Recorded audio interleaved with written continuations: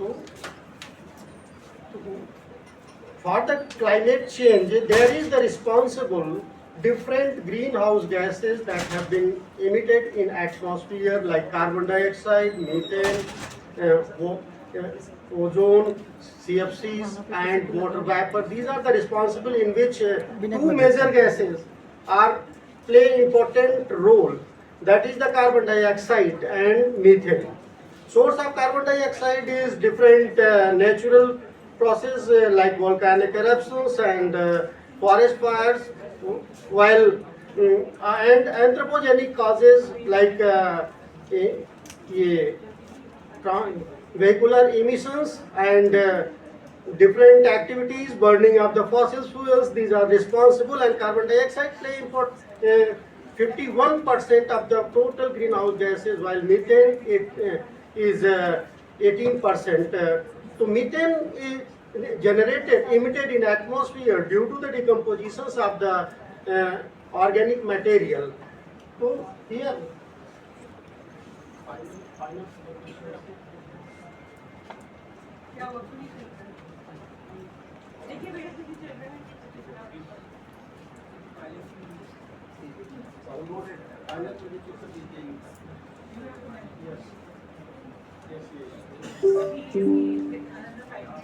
sorry for listener.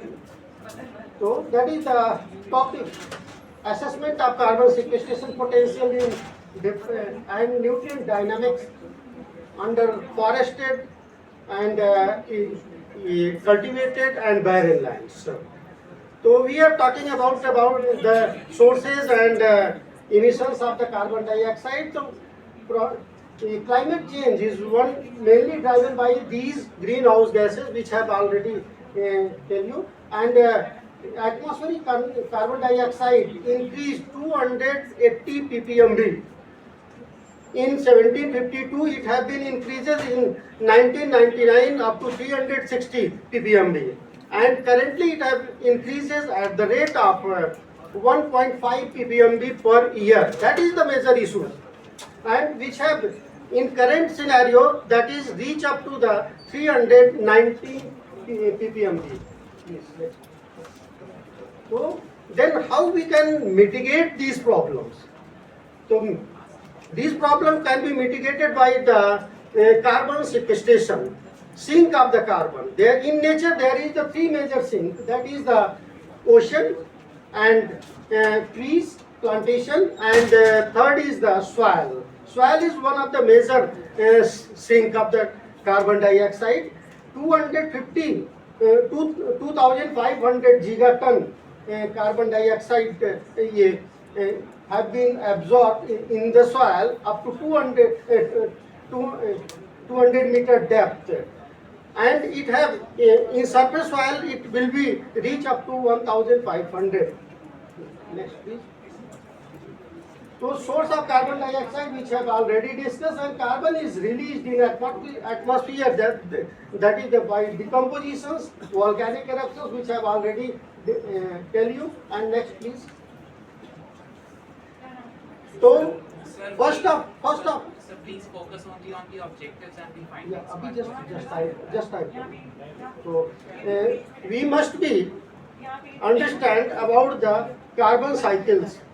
So the source of carbon dioxide and sink.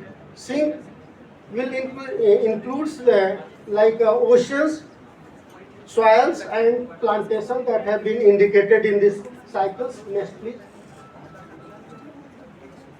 So then how we can decrease the carbon dioxide level? That is only possible through the sink. Okay, next please.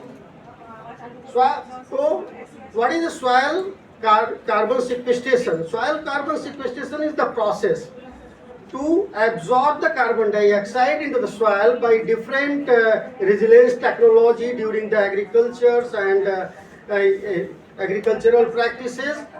And next please. So these are the 5 steps that have explained all things about the carbon sequestration. First of all, we identify the processing technology, promising technology, जैसा कि मैंने बताया कि okay, next please. soil amendment additives that are responsible to increase the carbon levels into the soils. Next, please. That is the main findings. Focus on the assessment here. So we have selected different land area, land use system like forest. Forest may we have taken the natural forest, man-made forest, and monoculture forest like orchard of mango, orchard of ye amla, and orchard of citrus, and cultivated forest as well as land barren land. So these are the main objectives, and we have selected the mid-central plains of Uttar Pradesh. Next, please. These are the site selections which have already discussed, and soil analysis that have been conducted. Next, please.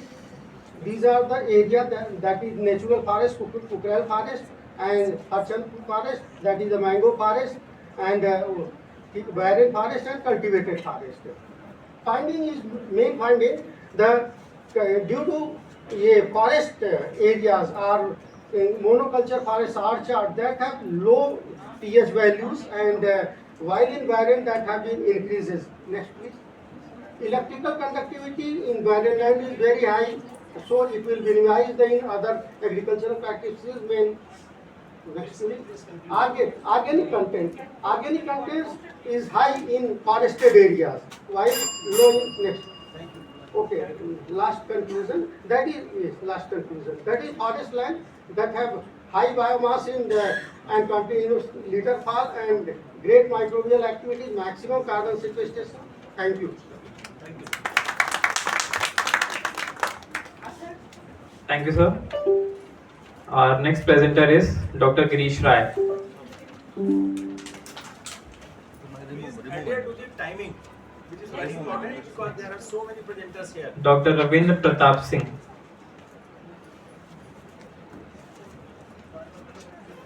Title of the paper is NEP 2020 as a catalyst for achieving the Sustainable Development Goal. From School of Public Health, Sri Balaji Vidyapeeth, Pondicherry. Welcome.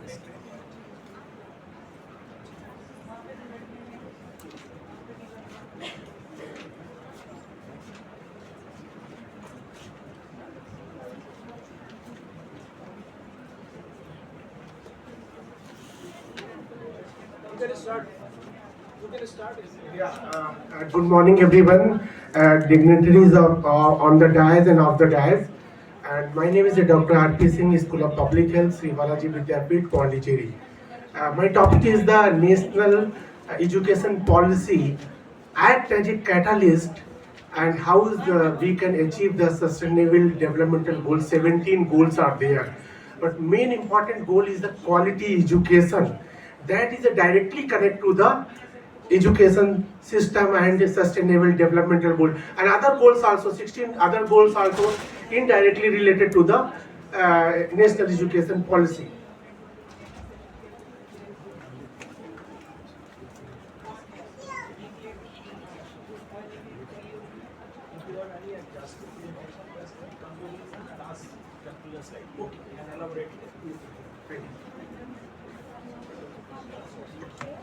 So mainly important is that the national education policy is the policy documents. That is the road map how we'll achieve the sustainable developmental goals. So we have a primary education, secondary education. We have some national education policy documents is there, but we not more concentrate on the sustainable developmental goal. Previous more faculty they are discussing on the climate actions, quality education, no poverty. How will reduce the poverty and no hunger. So these are the some goals. How will achieve that? So that's why I want to explain that how will these are the goals. How will correlate with the national education policy.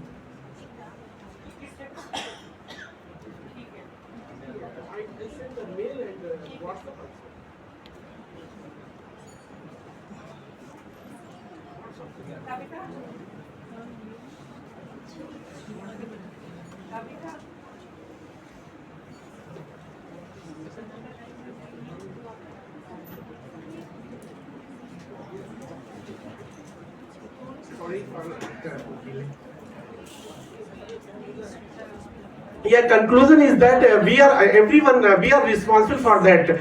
Not like that. See, SDG is different and national education policy. Main aim of the national education policy, that is a good documents. That they are, that is document is the more focus on the holistic and skill and digital and new innovations. So main.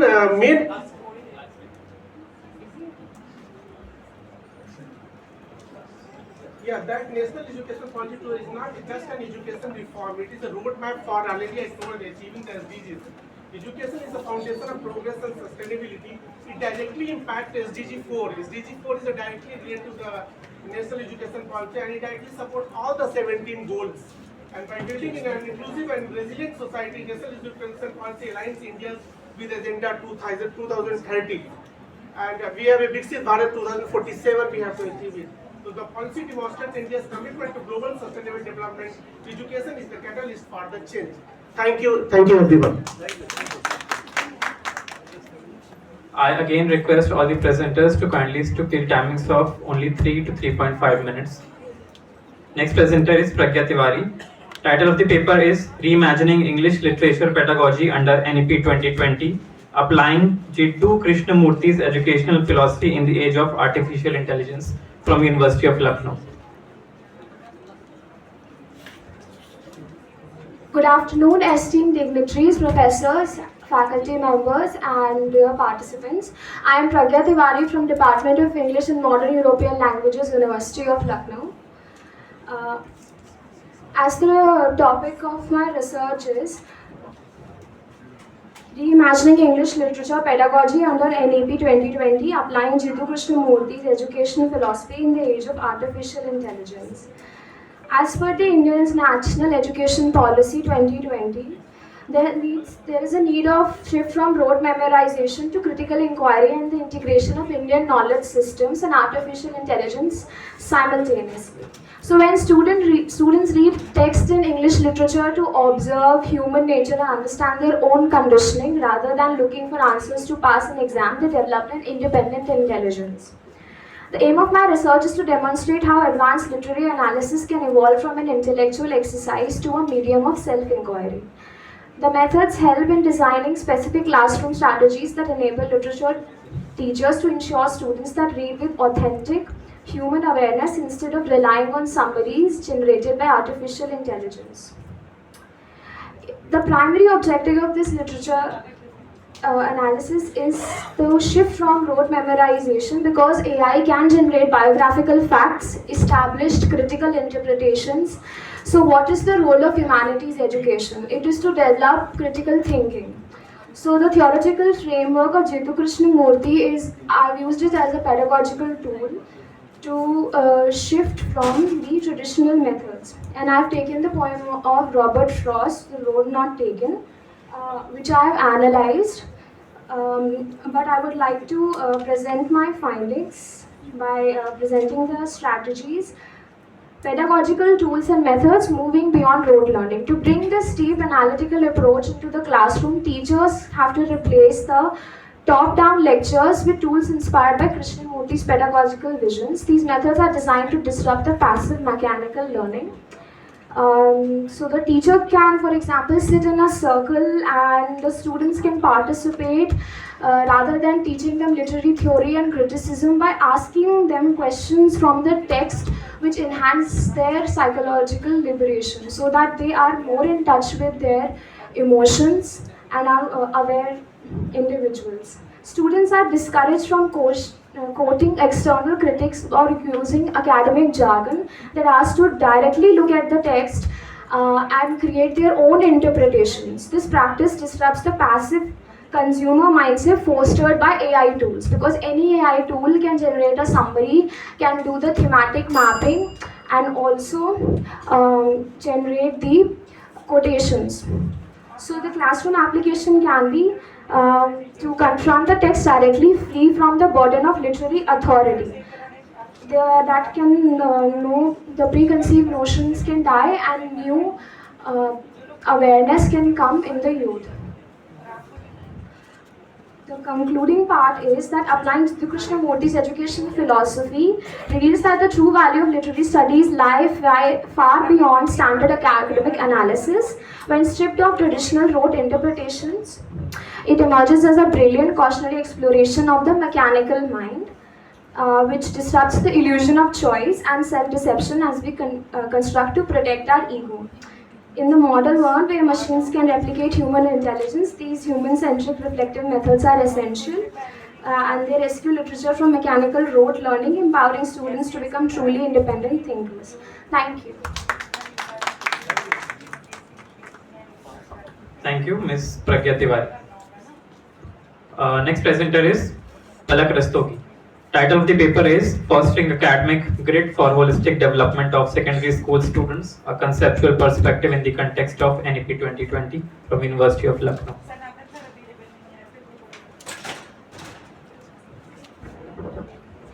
Respected dignitaries, fellow researchers, and all the participants, a very good afternoon, everyone. I'm Palak Rastogi, a PhD research scholar. I'm here to present my research paper titled Fostering Academic Grit for the Holistic Development of Secondary School Students, a Conceptual Perspective in the Context of NEP 2020. In this changing era, the National Education Policy 2020 emphasizes the holistic development of learners, advancing the national education system beyond mere knowledge acquisition and emphasizes competency-based and child-centered education. Academic grit, defined as the perseverance of effort and the consistency of interest to long-term academic goals, is closely linked to the holistic development. The present paper aims to analyze the conceptual relevance of academic grit for the overall development of secondary level students in the context of National Education Policy 2020. This paper is purely conceptual and qualitative in nature, and the analysis is conducted using secondary sources.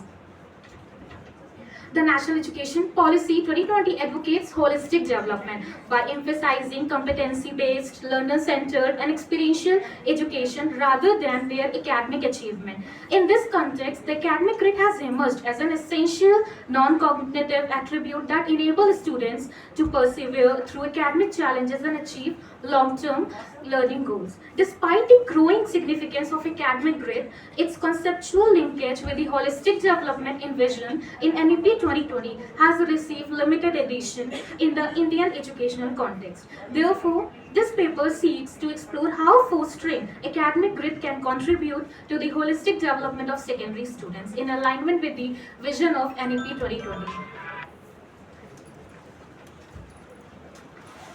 Academic grit and holistic development. Academic grit plays a vital role in the overall development of the adolescent learner by contributing a wide range of cognitive, emotional, social, and ethical competencies. Academically gritty individuals not only acquire critical thinking, creativity, metacognition, and other cognitive skills, but also display high levels of motivation, optimism, and self-awareness required for effective learning and performance in schools and beyond.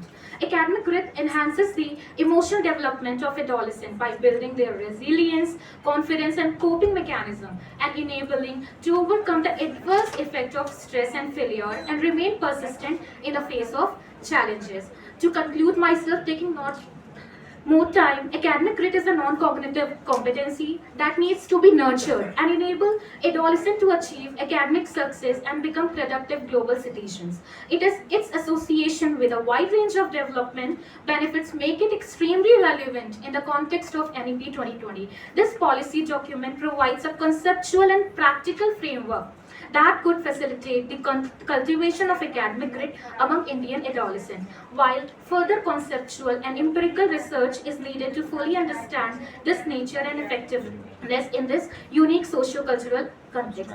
Thank you so much. Thank you. Thank you for adhering the timing also. Yeah, thank you. Thank you, Ms. Palak Rastogi. I am calling out the names of the presenters in technical session 4. They are requested to kindly come forward near the stage. Priyanka Raj, Vijay Anand Sharma. They are requested to kindly come forward as their presentations will be taken in another conference hall. Priyanka Raj, Vijay Anand Sharma, Dr. Pavitra Bajpayee, Nidhi Sahu, Nilakshi Shukla, Soni, उदित मिश्रा, प्रज्ञा भारती, स्वाति रानी, संस्कृति Keshari, Sahir Sania Siddiqui, doctor Afreen Fatima, कविता वर्मा, हर्षिता श्रीवास्तव, आदित्य काला, मिथिलेश कुमार, सजल Srivastava.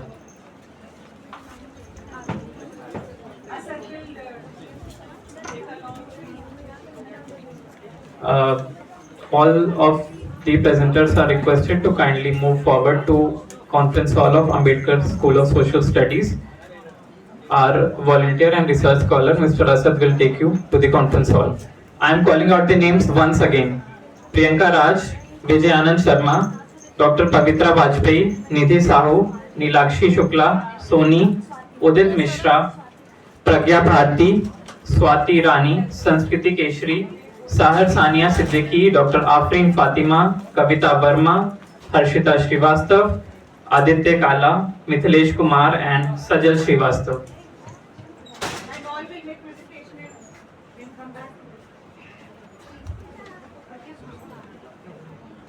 The presenters who are going for the technical session 4 are requested to complete their presentation and come back in this conference hall for the valedictory session. Our next presenter in technical session 3, Dr. Akhilesh Patel. Title of the paper is Implementation of NEP 2020 Experiences from Dr. Ram Manohar Lohia, Awadh University, from Ramnagar PG College, Barabanki, Uttar Pradesh. Welcome. Thank you. Respected chairperson of this session and audience sitting in this hall. The topic of my presentation is implementation of NEP 2020 experiences from the University Dr. Ram Manohar Lohia, Awadh University. तो theoretical aspect में काफ़ी चर्चाएं कल से हुई है. मैं बहुत ब्रीफ में NEP 2020 हमारी अवध यूनिवर्सिटी में कैसे इम्प्लीमेंट हुई उस पर मैं बात करूंगा और क्या समस्याएं आ रही उस पर थोड़ा सा बात रखूंगा. मैं जिस कॉलेज में पढ़ाता हूँ, बीएड स्टूडेंट्स को पढ़ाता हूँ, एसोसिएट प्रोफेसर हूँ एक ग्रांट इनेट कॉलेज में, रामनगर पीजी कॉलेज, रामनगर बाराबंकी में. NEP 2020 जब इम्प्लीमेंट हुई 21-22 सेशन में 21-22 में, तो हमारी अवध यूनिवर्सिटी सबसे पहले यूपी के विश्वविद्यालयों में थी जिन्होंने पहले सेशन से ही इसको इम्प्लीमेंट किया. यूनिवर्सिटी तो 1975 से इस्टेब्लिश हुई थी एज एफिलिएटिंग यूनिवर्सिटी. बाद में वहाँ टीचिंग डिपार्टमेंट्स भी शुरू हुए. मैं उन सब पे ना जाकर के सीधे से मैं बात आ रहा हूँ कि क्या शुरू किया गया. सेमेस्टर सिस्टम शुरू कर दिया गया, ये सब जानते हैं. और उसका परिणाम ये है कि अभी हमारे यहाँ जो इवन सेमेस्टर्स हैं उनके रिजल्ट नहीं आए हैं. 2 बार एग्जाम शुरू हो गए, 2 बार पेपर सेटिंग, उसके बाद इवेल्युएशन में वही टीचर्स चले जाते हैं. तो अभी जो इवन सेमेस्टर के जैसे 4th है, 2nd है और 6th सेमेस्टर है, उनकी अभी तक रिजल्ट हम लोग नहीं दे पाए हैं. Another big thing is that एक मेजर और माइनर सब्जेक्ट शुरू किए गए कि जिस फैकल्टी में है. शुरू में तो ये किया गया कि 3 मेजर लेगा बच्चा और 1 माइनर लेगा. बाद में चेंज करके किया गया कि नहीं 2 मेजर लेगा, 1 ही माइनर लेगा. ठीक है, वहां तक भी बात ठीक थी. अभी जो बात चल रही है कि जैसे कोई स्टूडेंट बीए में एडमिशन लिया तो बीए फर्स्ट ईयर में फर्स्ट सेमेस्टर में आया तो 2 मेजर होंगे, 1 माइनर लेगा. तो वो शुरुआत के जो 4 सेमेस्टर्स है, that is first year second year, वहां पर उसके 2-2 मेजर चलेंगे. जो माइनर चलेगा वो केवल फर्स्ट सेमेस्टर में रहेगा, थर्ड सेमेस्टर में रहेगा. एनुअल में यदि उसको कन्वर्ट करें तो वो 2.5 विषय पढ़ेगा, जो कि वो इवन सेमेस्टर में नहीं पढ़ रहा. और जब वो पहुंचेगा 5th सेमेस्टर में, थर्ड ईयर में पहुंचेगा तो फिर वो माइनर छोड़ देगा. और माइनर का मेजर का सिलेबस भी सर अलग नहीं कर पाए. कहा कि जो मेजर सब्जेक्ट है उसमें से प्रैक्टिकल हटा दीजिए, वो अपने आप माइनर बन जाएगा.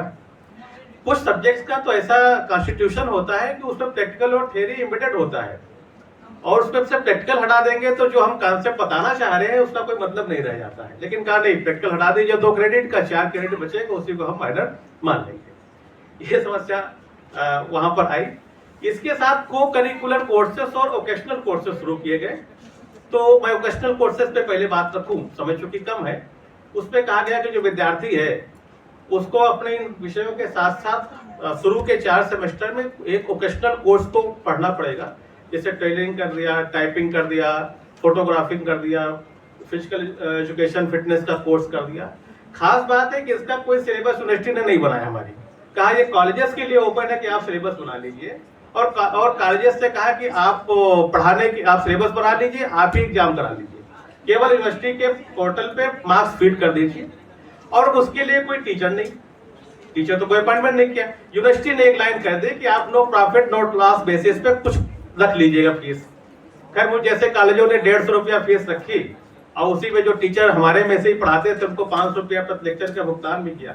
लेकिन सर मैं बताऊंगा कि 95% कॉलेजेस ने कोई व्यवस्था नहीं की, केवल उनके मार्क्स फीड कर दिए। बच्चे को टेलरिंग में या फोटोग्राफी में वोकेशनल कोर्स मान लिया गया कि वो हो गया है। तो अभी जब सुबह विक्टर सर पढ़ा रहे थे, कह रहे थे कि भाई मोटरसाइकिल नहीं चला ठीक कर पाएगा कोई, अपनी साइकिल नहीं ठीक कर पाता है। तो इस तरह से वोकेशनल कोर्स हम लोगों ने शुरू करके भी क्या हासिल किया, जब तक उसकी प्रॉपर ट्रेनिंग ना हो पाए। और उसके लिए हमारे पास ऑलरेडी ITI है, ऑलरेडी हमारे पास पॉलिटेक्निक्स है। हम अपने इस कोर्सेज के विद्यार्थी को वो तेरा खाने की डिश बना करके भी कुछ हासिल नहीं करने वाले हैं। ऐसे ये एक सब को करिकुलर कोर्स शुरू हुआ कि 6 सेमेस्टर है, हर सेमेस्टर में एक को करिकुलर कोर्स उसको बच्चे को पढ़ना है, उसका एग्जाम यूनिवर्सिटी OMR पे कराएगा। तो उसका तो खैर सिलेबस तय कर दिया, टीचर उसके भी नहीं है, वो भी not profit not loss not profit basis पे रखना था। तो फिर हम लोगों ने 150 रुपये उसके भी रखे सर, उन्हीं टीचर्स में से। अच्छा टीचर्स तो कोई स्पेशलाइज है नहीं मेरे पास। उन्होंने पहला कोर्स हुआ कि फर्स्ट सेमेस्टर में रखा गया food nutrition and hygiene, second में है first aid and health, third में उन्होंने रखा environmental awareness and human values, ऐसे रख लिया डिजिटल अवेयरनेस का रखते हैं कोर्स। अब उनके लिए कोई हमारे पास टीचर नहीं, आपस में जो टीचर्स थे जो फैकल्टीज उन्होंने कहा भाई आप सिलेबस देखिए कुछ करिए पढ़ाएं, एक ठीक ठीक। तो उससे भी कुछ हासिल हमको नहीं हो पाया। और सर रही सही कमी एक सबसे बड़ी ये आई, क्योंकि है तो काफी बात करने के लिए, कि हमारी यूनिवर्सिटी ने कहा कि भाई रिजल्ट आने में देर होती है तो मैं इवन सेमेस्टर का मूल्यांकन OMR बेस पे कर दूंगा सर। अब आप सोचिए हिंदी साहित्य का व्यक्ति पढ़ रहा है, इंग्लिश लिटरेचर पढ़ रहा है, जिसको लिखने की कुछ प्रैक्टिस होनी चाहिए, इवैल्यूएशन एनालिसिस कुछ कर सके, उसका इम्तहान हम लोग करा ले रहे हैं OMR बेसिस पे सर करा रहे हैं। एक केवल और बात है, फिर जो 100 नंबर का उन्होंने रखा हर पेपर, उसमें से कहा कि 75 नंबर यूनिवर्सिटी कराएगी, 25 नंबर कॉलेज देगा, लेकिन दोनों के नंबर जोड़ के पास होगा। कॉलेज वाला सेल्फ फाइनेंस कॉलेज 25 में सर 24 नंबर दे बैठा हुआ है और उधर से 8 नंबर भी लेकर के आ जा रहा तो पास हो जा रहा है। तो कुल मिलाकर के हम जिस क्वालिटी की तरफ बढ़े थे, तो धरातल पर जब हम पहुंचे तो क्वालिटी बढ़ने के बजाय और पीछे की तरफ आ गए। मैं इतनी सी बात कहना चाहूंगा, इसकी सबसे बड़ी कमी ये रही कि हम लोगों ने रिसोर्स नहीं जनरेट किए। जब तक संसाधन नहीं होंगे फिजिकल और ह्यूमन रिसोर्सेस, तब तक हम गुणवत्ता की तरफ नहीं बढ़ पाएंगे। इसी के साथ बात खत्म करता हूँ। Thank you sir. Just 1 minute, I would like to point out that the issues which you have highlighted is pertaining to the university, but in particular to the university, these are the managerial issues. It is not the policy with NEP 2020 related, which can be highlighted. The NEP 2020 has certain things. So, if you are managing, how to manage the aspects, like new curriculum you have drafted. So, how to manage it, whether it is exam, whether it is evaluation, time, everything. So, and technology is there. Dr. Akhilesh Patel sir. Our next presenter is Tanmay Pant. Title of the paper is From Policy to Practice, Assessing the Effectiveness of Swayam and Diksha in Driving Digital Transformation of Education in India, from SRM International Business School. Welcome. Thank you, sir. First and foremost, I would like to extend my deepest gratitude to the panel, ma'am, for coming up with this theme. My paper, as much as I would have loved to frame a qualitative, insightful paper on this very interesting theme, I could not do it because of the constraints of time at my end, because I've got certain engagements. But I have tried to the best of my ability to come up with certain startling numbers as far as the debate is around from the policy to the practice of can say NEP, and with special reference to the Swayam and the can say digital platform of can say Diksha. So without wasting any time, I would like to move on to the main presentation part. This is my presentation can say roadmap. I would like to touch base with some of the numbers here, like this NEP 2020. There were 4 sound pillars with which it was started. Expanding the footprints, imprints of the can say digital infrastructure. Then emphasis on high quality e-content. Third was enhancing the capability base of the teachers, and last was inclusive education, and how well on these four can say pillars have this can say NEP can forms the basis of this paper. So please next slide. So talking of SWAYAM, most of the students here and as well as in India, they are now an active participant of the SWAYAM courses. Essentially massive open online courses where from class 9th to the can say in terms of higher education, you have got practically every course from practically every subject up for grabs, and there are active learners as well. But what has been seen of late is that in spite of massive enrollment, the completion rates are quite awful. Less than 4%. In fact, if I could uh, zero in on a number, it is 3.1% of active learners they actually complete the course, which defeats the purpose of MOOC open online learning.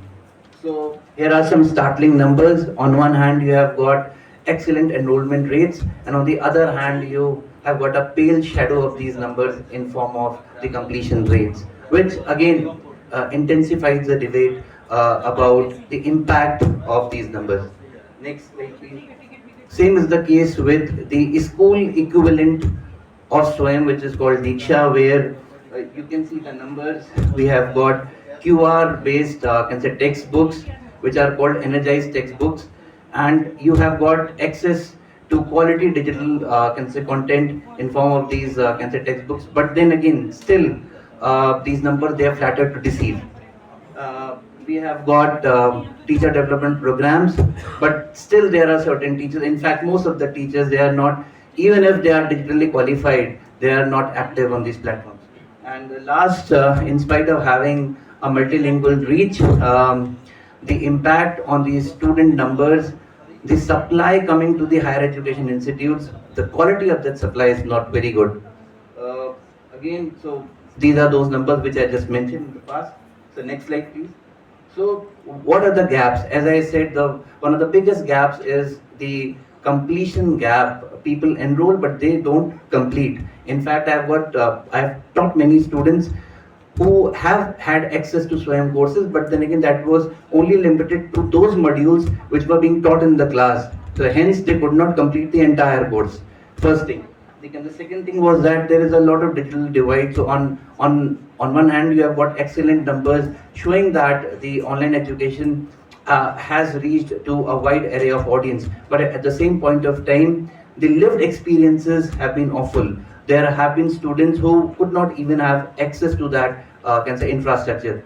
Third is, as I said, the teacher education on enhancing their skills in terms of the can say pedagogy and the usage of these tools is again a big question mark. And the last mile can say infrastructure, reaching the last mile candidate can say remains a big question. Continuous teacher capacity building, which is still an ongoing process but has not reaped much dividends. What still needs to be worked? We have to translate scale into learning outcomes. Uh, all these factors, all these can say things, or all these can say measures, they are working at scale, but still they have not can say led to a favorable outcome. So there are can say certain equity gaps which I just can mention. There are certain inclusive criteria which is can say not happening, and which again has expanded this can say divide. And like make these can say some of these can say platforms they have been relegated to the fringes. They are operating on a peripheral basis, not at the core.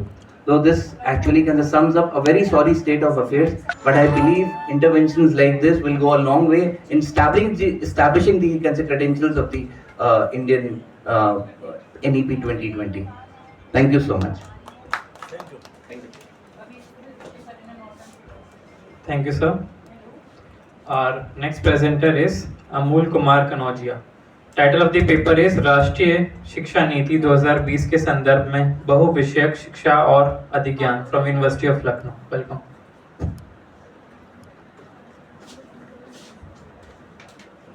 नमस्कार, मेरा नाम अमूल कनौजिया, लखनऊ विश्वविद्यालय शिक्षा शास्त्र विभाग से PhD शोधार्थी हूँ। आज का मेरा टॉपिक है राष्ट्रीय शिक्षा नीति 2020 के संदर्भ में बहुविषयक शिक्षा और अधिज्ञान। शोध सारांश: राष्ट्रीय शिक्षा नीति 2020 के आने के पश्चात वर्तमान शिक्षा प्रणाली में 21वीं सदी के कौशलों के अनुरूप व्यापक एवं महत्वपूर्ण परिवर्तन हुए हैं। इस नीति का प्रथम उद्देश्य सभी के लिए समान और गुणवत्तापूर्ण शिक्षा उपलब्ध कराना तथा जीवन पर्यंत सीखने के अवसरों को सुनिश्चित करना है। यह नीति भारतीय शिक्षा व्यवस्था में मील का पत्थर साबित हुई है, जिसका लक्ष्य समग्र एवं बहुविषयक शिक्षा, आलोचनात्मक चिंतन, समस्या समाधान कौशल तथा स्वनिर्देशित अधिगम को बढ़ावा देना है। इसी संदर्भ में अधिज्ञान एक उच्च स्तरीय चिंतन क्षमता है जो विद्यार्थियों को अपने अधिगम की योजना बनाने, निगरानी करने, मूल्यांकन करने तथा उसमें आवश्यक संशोधन करने में सक्षम बनाती है। प्रस्तुत शोध पत्र का उद्देश्य राष्ट्रीय शिक्षा नीति 2020 में प्रतिपादित बहुविषयक शिक्षा की अवधारणा का विश्लेषण करते हुए यह स्पष्ट करना है कि बहुविषयक शिक्षा अधिज्ञान की क्षमताओं को विकसित करने में किस प्रकार सहायक सिद्ध हो सकता है।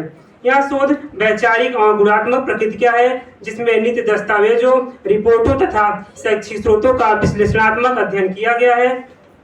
अध्ययन से यह स्पष्ट होता है कि बहुविषयक शिक्षा विद्यार्थियों में आत्मचिंतन, समस्या समाधान कौशल, आलोचनात्मक चिंतन की क्षमताओं के विकास में सहायक सिद्ध हो सकता है। अध्ययन की आवश्यकता एवं महत्व: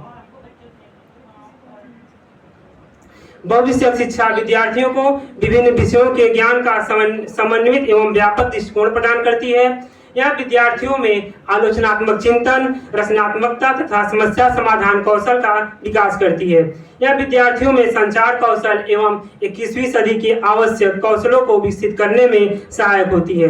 राष्ट्रीय शिक्षा नीति बहुविषयक शिक्षा को प्रोत्साहित करती है, जिससे विषय चयन में लचीलापन, नवाचार एवं समग्र अधिगम को बढ़ावा मिलता है। बहुविषयक शिक्षा अधिज्ञान के विकास को बढ़ावा देती है, जिससे विद्यार्थी अपनी सीखने की प्रक्रिया को समझते हैं और उसका नियंत्रण करते हैं। अधिज्ञान का प्रभावी उपयोग करने वाले विद्यार्थी अधिक सक्रिय, गहन अधिगम करने वाले तथा बेहतर शैक्षिक उपलब्धि प्राप्त करने वाले होते हैं। राष्ट्रीय शिक्षा नीति की विशेषताएं: छात्रों को कम से कम कक्षा 5 तक मातृभाषा या स्थानीय भाषा में शिक्षा प्रदान करना, कला, विज्ञान, वाणिज्य तथा व्यवसायिक शिक्षा के बीच कठोर विषय विभाजन को समाप्त कर विद्यार्थियों को विषय चयन की स्वतंत्रता प्रदान करना, शिक्षक शिक्षा और व्यवसायिक शिक्षा को प्रोत्साहन देना, उच्च शिक्षा में महत्वपूर्ण सुधार करना तथा इसे अधिक गुणवत्तापूर्ण एवं समावेशी बनाना, ताकि विद्यार्थियों में कौशल विकास, नवाचार, शोध प्रवृत्ति और व्यवहारिक ज्ञान का विकास हो सके। ज्ञानार्जन के लिए नियमित रचनात्मक मूल्यांकन पर ध्यान देना, तार्किक निर्णय लेने की क्षमता और नवोन्मेष को बढ़ावा देने के लिए रचनात्मक और आलोचनात्मक चिंतन का विकास करना। निष्कर्ष: राष्ट्रीय शिक्षा नीति 2020 भारतीय शिक्षा व्यवस्था को शिक्षा केंद्रित, कौशल आधारित तथा विद्यार्थी केंद्रित बनाने की दिशा में एक महत्वपूर्ण पहल है। यह नीति बहुविषयक शिक्षा के माध्यम से विद्यार्थियों को विभिन्न विषयों के समन्वित ज्ञान से परिचित कराती है, जिससे उनमें रचनात्मकता, आलोचनात्मक चिंतन, समस्या समाधान, नवाचार तथा निर्णय लेने की क्षमता का विकास हो सके। धन्यवाद। Thank you, sir. Next presenter is Shushmita Kanojia. Title of the paper is Job Characteristics and Employee Engagement, a Systematic Literature Review and Research Agenda from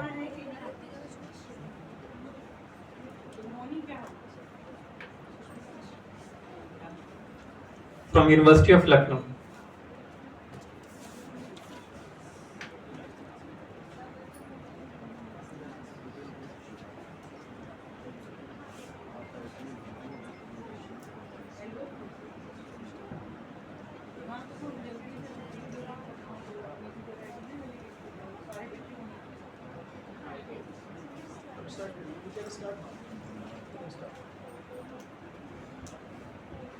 A very good afternoon to respected chairpersons, faculty members and fellow researchers.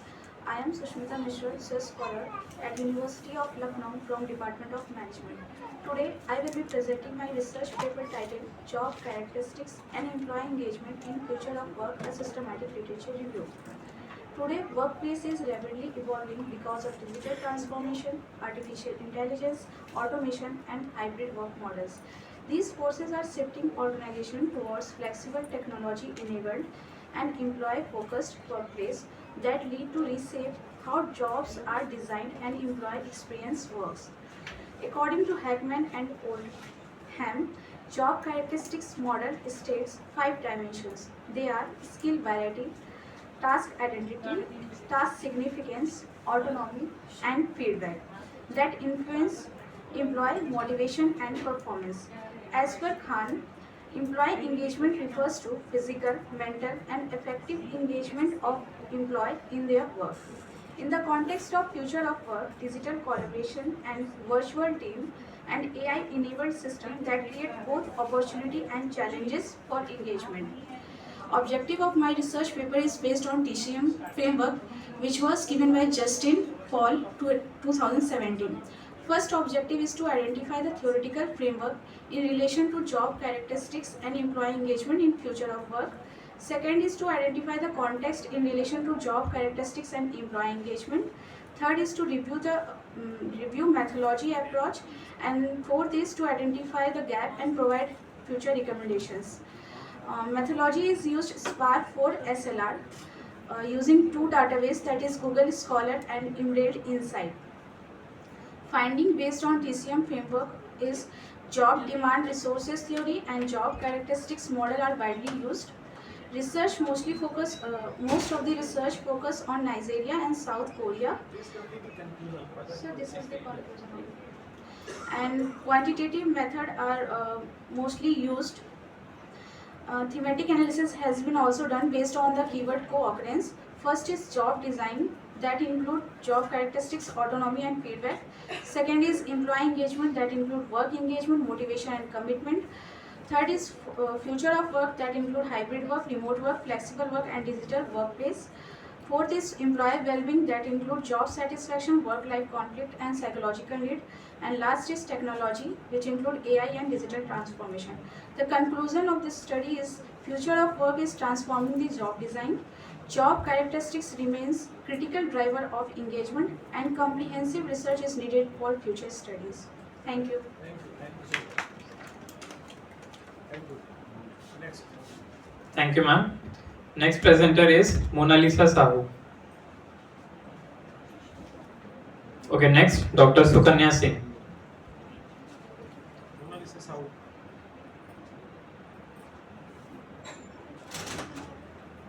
Dr. Sukanya Singh. Dr. Pallavi Thakkar.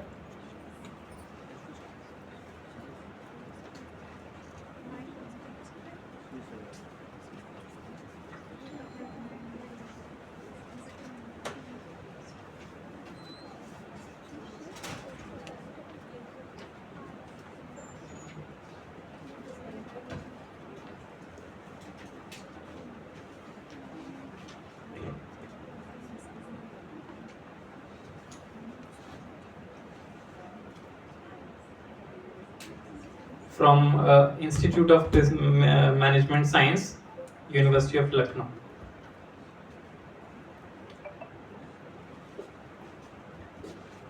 Thank you. Respected session chair, fellow academicians. My paper is titled From Policy to Vision, a thematic analysis of NEP 2020's alignment with Viksit Bharat 2047 goals. So in next few minutes, I'll quickly answer one simple sounding question.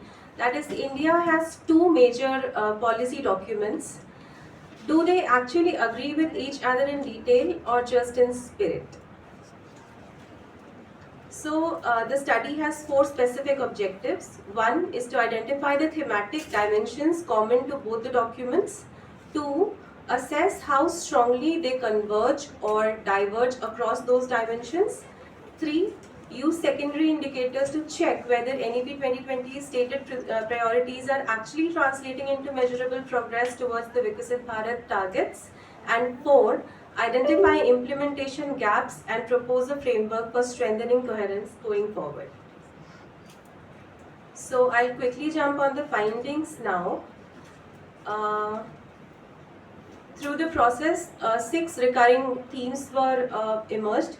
The themes were self-reliance, equity and inclusion, skill development, digital transformation, research and innovation, and sustainable development.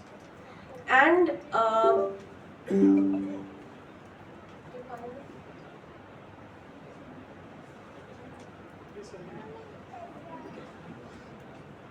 so the strongest alignment was with skill development and employability. This is where the clearest convergence was found, and also with digital transformation. And the weakest alignment lied with equity and inclusion. So that is the area where both the documents actually diverged. So the 3 broad findings are where NEP 2020 is directly cited as a delivery instrument. We saw skill development and technology, and where both documents share philosophy but operate at different scales. The level is moderate. And finally, where the implementation depends on granular state and district level execution, there we saw the alignment was very loosely bound. So that's all. Thank you.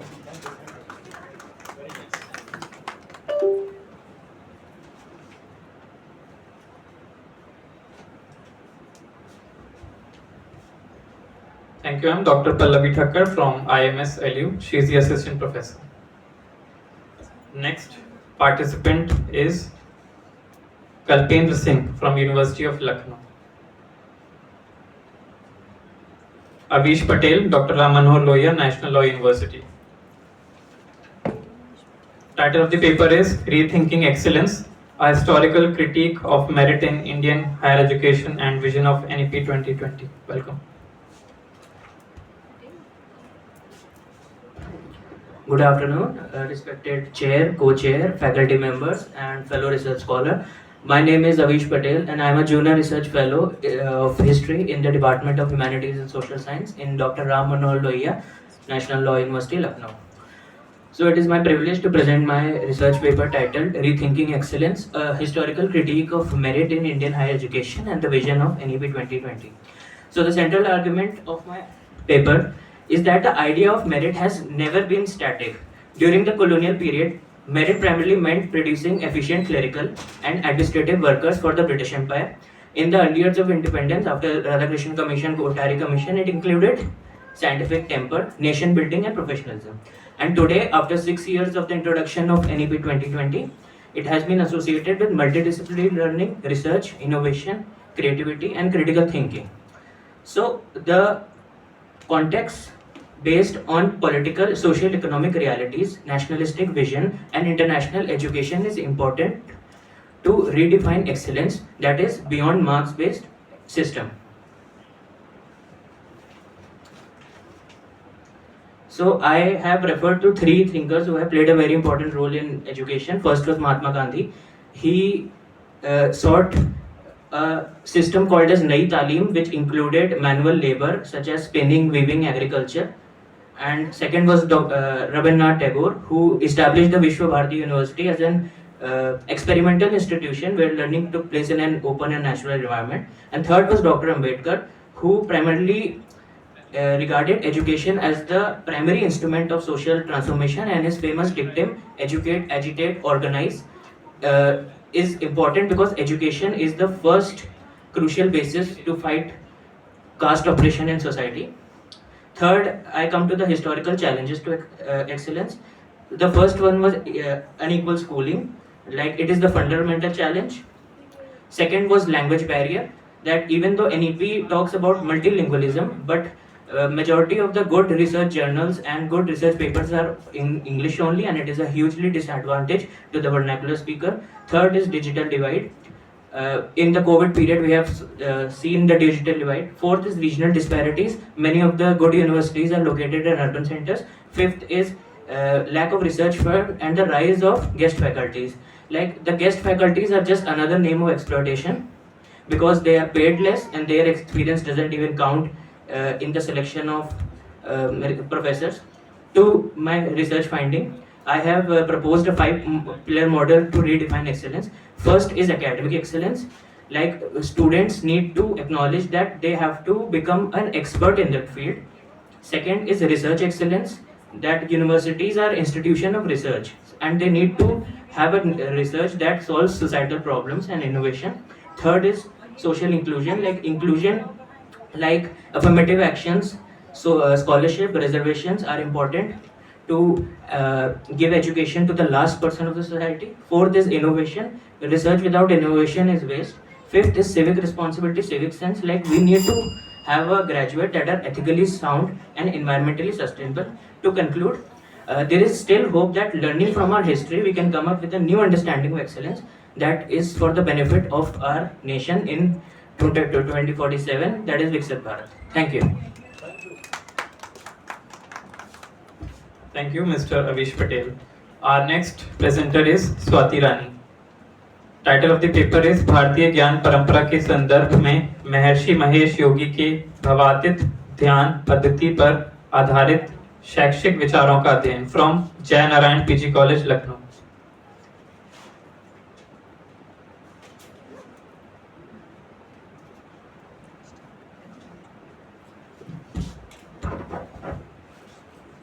यहाँ पर उपस्थित आदरणीय अध्यक्ष महोदय, सम्मानित professor एवं सभी शोधार्थी को सहृदय नमस्कार. मैं स्वाति रानी लखनऊ विश्वविद्यालय शिक्षा विभाग से पीएचडी शोधार्थी हूँ. मेरा टॉपिक है भारतीय ज्ञान परंपरा के संदर्भ में महर्षि महेश योगी के भावातीत ध्यान पद्धति पर आधारित शैक्षिक विचारों का अध्ययन. भारतीय ज्ञान परंपरा वेद, उपनिषद, दर्शन, आयुर्वेद, योग और कला सहित बहुसांस्कृतिक ज्ञान का समृद्ध भंडार है, जिसने सदियों से भारतीय सभ्यता की जीवन दृष्टि, नैतिकता और व्यवहार को आकार दिया है. यह परंपरा आध्यात्मिकता और वैज्ञानिक ज्ञान, लौकिक, पारलौकिक, भोग और त्याग के बीच संतुलन स्थापित करती है. समकालीन शिक्षा द्वारा विद्यार्थियों तथा शिक्षकों में मानसिक स्वास्थ्य, एकाग्रता, भावनात्मक संतुलन, चिंता एवं अवसाद जैसे नकारात्मक लक्षण विकसित हो रहे हैं. अतः आज भारतीय ज्ञान प्रणाली को मंथन व चिंतन करके शिक्षा में उसे अपनाने की आवश्यकता महसूस हो रही है. महान शिक्षाविद महर्षि महेश योगी ने पारंपरिक वैदिक तत्वों, वेद, उपनिषद और वैदिक ज्ञान को आधुनिक शैक्षिक और वैज्ञानिक दृष्टिकोण के साथ जोड़ने का प्रयास किया है. उनका शैक्षिक दर्शन शिक्षा को केवल शैक्षिक जानकारी नहीं बल्कि जागरूकता, जीवन कौशल और समग्र विकास का माध्यम मानता है.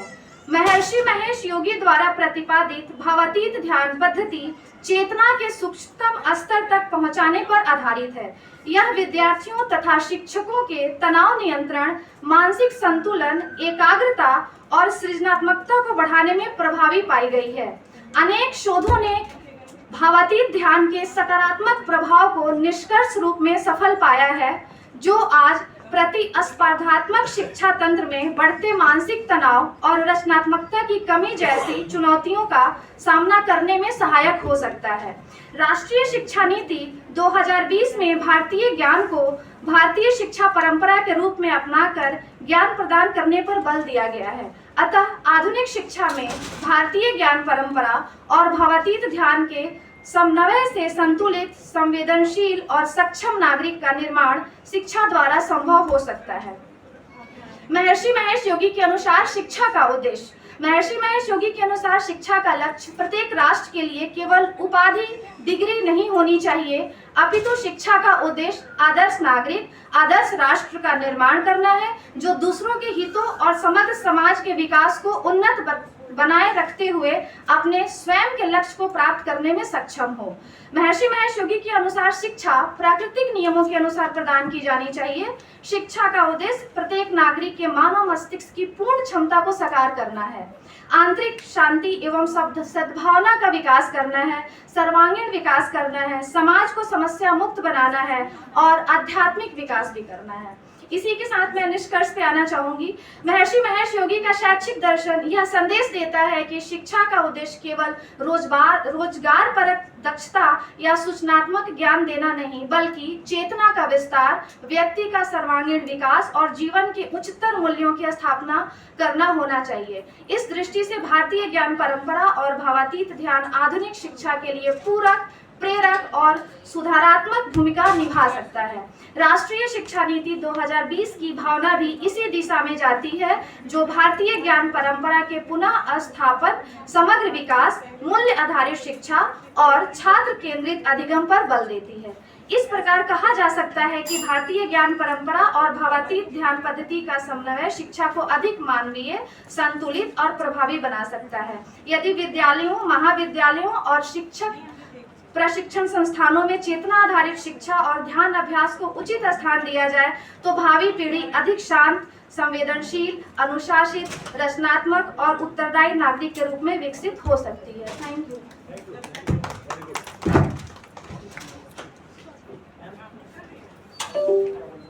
Thank you, Ms. Swati Rani. Is there any other presenter left in this technical session? Okay, so we are done with the presentations. I invite our session chair, Dr. O.P. Shukla sir, to share his thoughts and also give some insights to our presenters. Sir.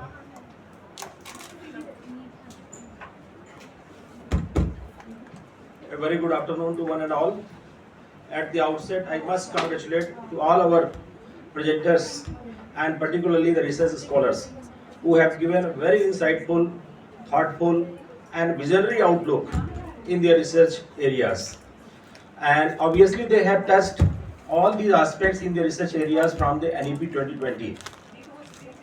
And I'm very happy that they are concerned to make India as a Viksit Bharat, and through their own ideas, thoughts and actions, they have tried to inculcate in their research.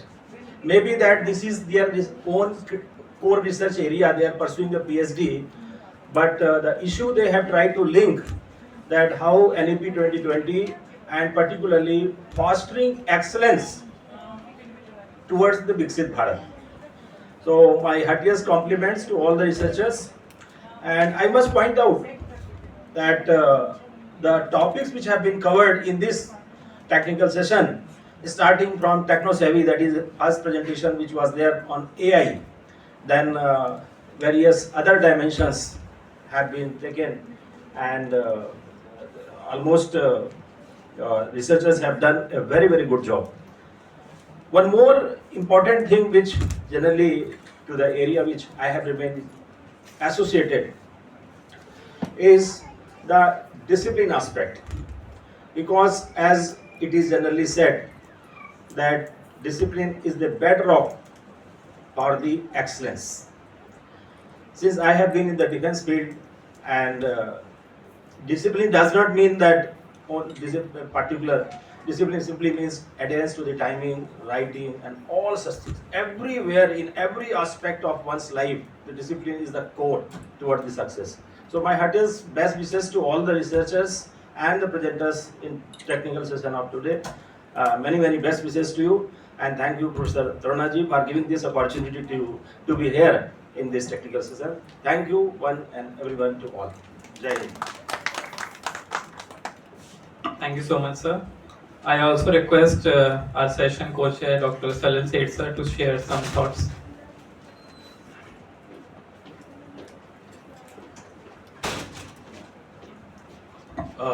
Thank you so much, all the speakers. It's been a wonderful convergence of ideas, your researches and your approaches towards NEP 2020.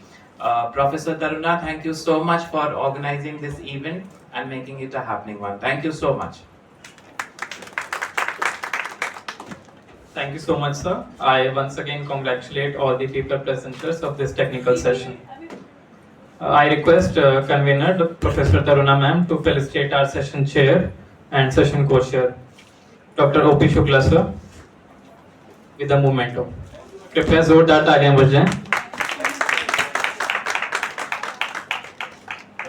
Session co-chair Dr. Salil Seth sir, Department of Management Studies.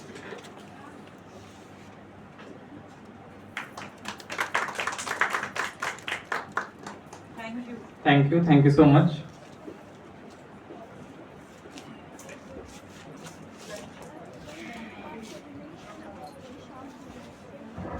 I hope now all of you will be hungry.